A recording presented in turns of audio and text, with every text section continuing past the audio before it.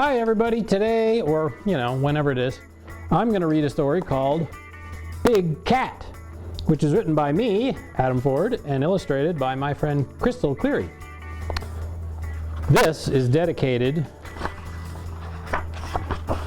to White Cat and Black Cat, who were my parents' cats, and that's were their names. They were White Cat and Black Cat.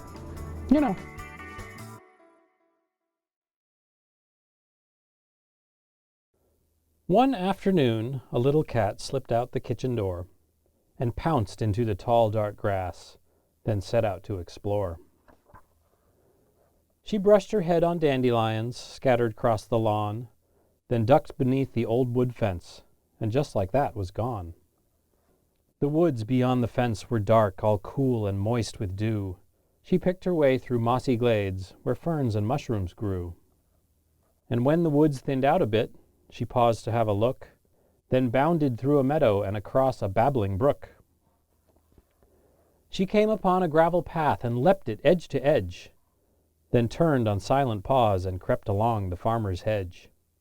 Up to the barn, which smelled of dirt, machines, and fresh-cut hay, she looked inside a moment, then continued on her way. Across the road, on by the house, and down around the pond, she hurried past the grazing cows into the fields beyond. The tassels on the stalks of corn were tickling her face. She almost sneezed, but shook it off and hurried up her pace. Through fields of corn to rocky hills she ran and did not stop, until at last, with one last leap, she reached the mountain top. And there she stopped above the clouds, her paws in mounds of snow. She looked out on the towns and roads and farmers' fields below. But what was that? The dinner bell! She pricked her ears up high, then flicked her tail and bounded off her perch up in the sky.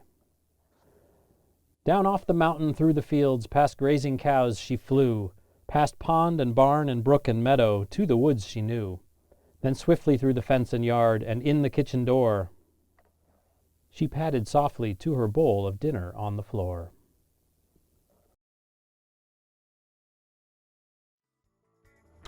Okay, so that was Big Cat. In the back of the book, there's a really interesting little thing about how to tell a cat paw print from a dog paw print, which is kind of cool. So, Big Cat, we'll see you next time.